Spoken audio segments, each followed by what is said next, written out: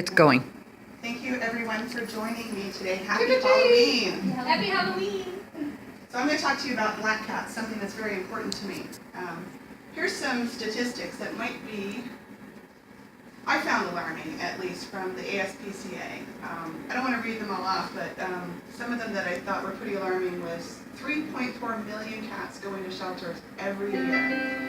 And of these, whoops. Sorry. Amanda's on her way. Thank you. Thank you. And of these, 41% of them are euthanized, so 41 out of every 100 cats that goes into a shelter every year are killed. And probably the root of the problem, as you can see here, only 10% of the animals that go into the shelters have been spayed. So that's where we're getting the 3.4 million to begin with. So I thought I'd give you a little bit of folklore, and starting off with some good things.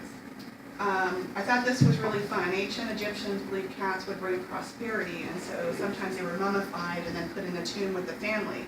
I thought that kind of brought, crazy cat lady to a whole new level. Can you imagine doing this today? Having your cat embalmed and stuck in a coffin with you? People would think it's a little strange. A sneezing cat's good luck in Italy. Fishermen's wives used to keep them. They thought it would keep their husbands safe at sea. I thought these were all really, really interesting stories.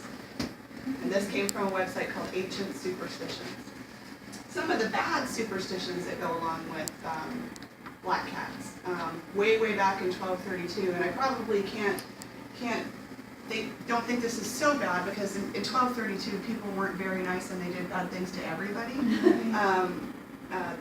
The Pope said that cats were the devil's associates, and if you were caught having a cat, you would be punished, and they burned some of the cats alive. Pretty horrible. Puritans, of course, thought everything was bad, and thought black cats were witches' familiars or were the witches themselves. And if you were caught having a black cat, you could be punished or even put to death, which is pretty severe. That punishment sure doesn't fit the crime. And I thought this, especially since the World Series is going on right now with the Chicago Cubs, I thought it was really great that in 1969 a black cat ran onto the field and the Cubs lost that game and the rest of the season. So you can see why, at least really good luck for them. Yeah, you can see why the Cubs would think that a black cat's bad luck. And now for some of the ugly information. Black cats are the most overlooked at shelters, and some won't even take them. Some shelters won't or suspend black cat adoptions during the month of November because people adopt them out only to do cruel things to them.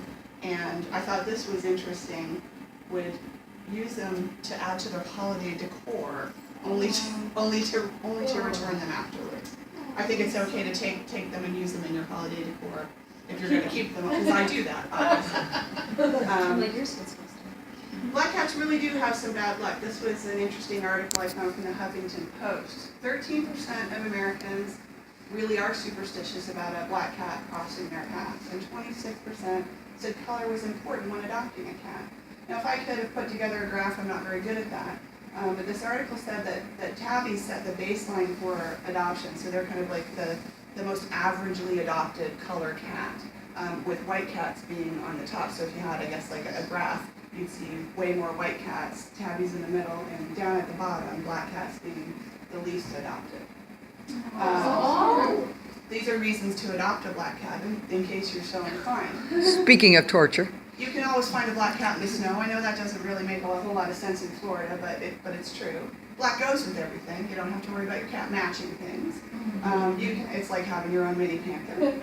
Back to the Halloween decor, as you can see here, this is my daughter's cat Ziggy at the pumpkin patch. She goes very well with orange. And of course, the best reason you can save a life. And a lot of this information. He's happy. And this information was from a website called Kindness for Cats. And more reasons to adopt black cats. You can have some cool black cats like I do. On the left is Betty. She only has 3 legs. And on the top right is Ziggy, it's my daughter's cat. And the bottom is Nimbus, my kitten. I do. Here's some things that you can do to make a difference, and then I would ask everyone in the audience to think about. If you can't adopt a cat, foster. If you can't foster, volunteer. If you can't volunteer, donate. If you can't donate, network or post. And that's something really important, I think, especially with social media. If you see a post from a shelter, the Humane Society, ASPCA, a local shelter, share it. Only takes a second. So everyone can do something large or small to help save a life. And this is a quote directly from my friend Kathy Juba, who I adopted 2 of my cats from, who runs a shelter called Kathy's Cats and Critters. And then back to the whole black cat thing, in case you were wondering why witches only hang out with black cats, obviously white won't work. And lastly, remember, stay new to your pets. Thank you very much for joining me today.